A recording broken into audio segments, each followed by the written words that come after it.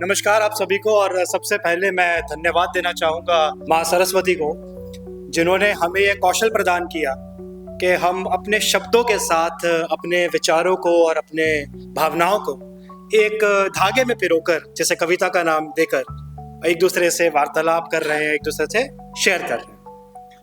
और उसके बाद धन्यवाद आप सब लोगों का कि मुझे यहाँ मंच पर सुनने के लिए आप सब लोग वेट कर रहे हैं। सबसे पहले थैंक यू मैम का, उन्होंने कर्ण की बात की। मैं वहाँ बैठा यही सोच रहा था कि आने से पहले ही मेरी तारीफ शुरू हो गई है। और दूसरा, सर ने एक बहुत अच्छी बात की थी, कुछ गुड़गांव के बारे में बात कर रहे थे, तो गुड़गांव की उस बात के ऊपर एक बहुत ही छोटी सी 2 पंक्तियां मैं आपके सामने प्रस्तुत करना चाहूंगा कि कोशिश करने वालों की कभी हार नहीं होती, कोशिश करने वालों की कभी हार नहीं होती। और अगली लाइन सिर्फ गुड़गांव वालों के लिए, वो पैदल ही ठेके पहुंचते हैं जिनके पास कार नहीं होती।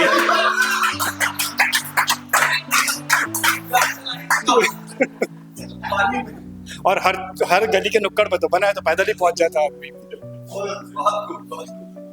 अब बात करते हैं, मैडम ने एक पीछे मैम ने एक कविता पढ़ी जिसका नाम था, तो मैम ने बात की थी गलवकड़ी की, अपने आप को गले लगाने की। और मेरी जो कविता है वो भी कुछ इससे प्रेरित है, इससे मिलती जुलती है। तो ये बात है आज से कुछ 14-15 साल पहले की, जब ये दाढ़ी थोड़ी और काली होती थी।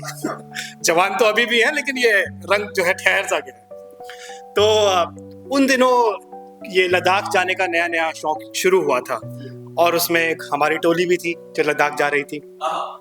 तो ये बात लद्दाख की नहीं है, ये बात उस गंतव्य स्थान की नहीं, ये बात है जर्नी की। और जर्नी में भी एक खास एक मुकाम की, एक ऐसी जगह की जहां पे शायद मैं पहली बार अपने आप से मिला, या आज मैं अगर आंख बंद करके ये सोचता हूँ कि एक सुकून का कौन सा पल मेरे जीवन में ठहर गया था, तो मैं अपने आप को वहीं खड़ा पाता। तो पहली रात हम जो है मनाली में रुके और अपनी दवा करके अगले दिन थोड़ा लेट उठे, तो हमारी जर्नी थोड़ी डिले हो गई। और हम जाकर पहुंचे एक स्थान जिसका नाम है केलोंग। रास्ते में एक जगह आती है केलोंग। केलोंग में उस दिन एक ही होटल हमें दिख रहा था, 6 महीने बाद शायद वो होटल खुला था ड्यू टू ये स्नोफॉल। तो जब मैं वहां पहुंचा और मेरे साथ वहां क्या क्या हुआ, तो वो मैं थोड़ा सा इसमें व्याख्या करूंगा। इस कविता का नाम है साक्षात्कार। तो कविता कुछ इस तरह से कि बातों के शोर से दूर, बातों के शोर से दूर, अपनों के मोह से दूर, बातों के शोर से दूर, अपनों के मोह से दूर, लंबा सा रास्ता तय करके, अपने समय का व्यय करके। तो जीवन में आप जो इन्वेस्टमेंट है 2 ही चीजों में कर सकते हो, या तो आप पैसे से इन्वेस्ट कर सकते हो या समय से। तो मैंने अपना समय व्यय किया, इन्वेस्ट किया। तो कहा कि बातों के शोर से दूर, अपनों के मोह से दूर, लंबा सा रास्ता तय करके, अपने समय का व्यय करके पहुंचा मैं सुंदर एक प्रांत में, पहुंचा मैं सुंदर एक प्रांत में, अद्भुत से किसी एकांत में। ना कोई और दिखाई देता था, ना कोई और दिखाई देता था, ना कोई बोल सुनाई देता था।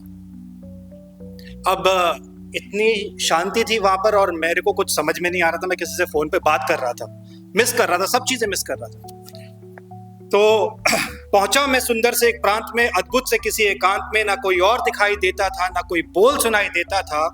गुम था किसी में वार्तालाप में, गुम था किसी में वार्तालाप में, अबोध विचारों के जाल में, कुछ दूर अपनी सराय से, गहरे अंधेरे की छांव में। होटल से जब थोड़ा सा दूर मैं कहीं खड़ा हुआ था। तो गुम था किसी में वार्तालाप में, अबोध विचारों के जाल में, कुछ दूर अपनी सराय से, गहरे अंधेरे की छांव में। कुछ देर में जब मैं शांत हुआ, विचलित नहीं विस्मित हुआ। तो अक्सर क्या होता है कि आप किसी अननोन टेरिटरी में चले जाओ, किसी एक ऐसी जगह चले जाओ जो आपने देखी नहीं है, और वहां अचानक अंधेरा, और आपको एकदम से पता चले यार ये तो बहुत अंधेरा है, मैं अकेला हूं। तो जनरली लोग डर जाते हैं। लेकिन वही मैंने यहाँ पर कहा कि कुछ देर में जब मैं शांत हुआ, विचलित नहीं विस्मित हुआ, कहां निकल आया मैं अंधेरे में, सृष्टि के अद्भुत घेरे में। अगली पंक्ति पर आपका थोड़ा सा ध्यान चाहूंगा कि अंधेरा मानो भोर हुआ, अंधेरा मानो भोर हुआ, जब शांत दुनिया का शोर हुआ। बस एक नदियां बातें करती थी, कल कल कह के चलती थी। अंधेरा इतना पिच डार्क था कि मुझे पता ही नहीं था कि मेरे आसपास है क्या। जानवर भी हो तो दिखाई नहीं दे, बट कहीं से एक नदी की आवाज सी आ रही थी, कुछ बह रहा है मेरे आसपास। कि अंधेरा मानो भोर हुआ जब शांत दुनिया का शोर हुआ, बस एक नदियां बातें करती थी, कल कल कह के चलती थी। कुछ पहाड़ दिखाई पड़ते थे, पवन के वेग सुनाई पड़ते थे, नभ में तारे चमकते थे, टिमटिमाकर बातें करते थे। अब मेरा क्या वहां पर हाल था और मेरी क्या स्थिति थी कि अकेला मैं वहां खड़ा रहा, उस दुर्लभ दृश्य में जमा रहा। अकेला मैं वहां खड़ा रहा, उस दुर्लभ दृश्य में जमा रहा।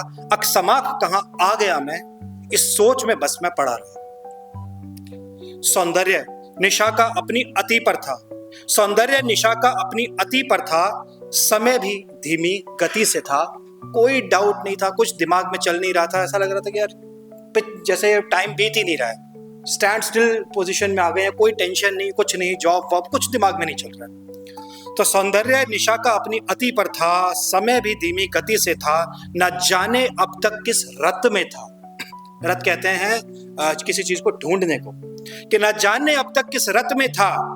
अब विचारों में कोई गत न था।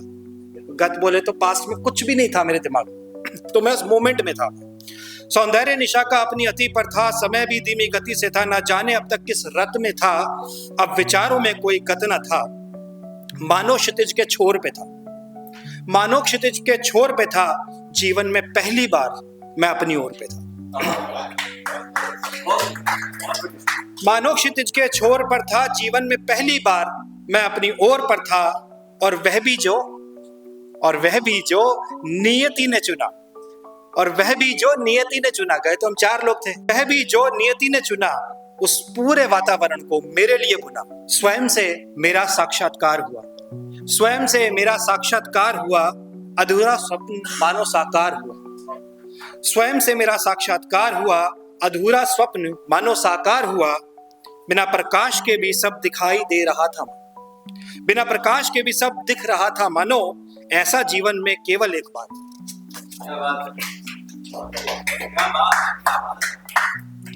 ऐसे दुर्लभ दृश्य को दोबारा सोच ही केवल पाता, ऐसे दुर्लभ दृश्य को दोबारा सोच ही केवल पाता हूं। ऐसा नहीं है कि उस बार ट्रैवलिंग बंद कर दी, लेकिन ऐसे यूरेका मोमेंट शायद लाइफ में कभी कभी आते हैं।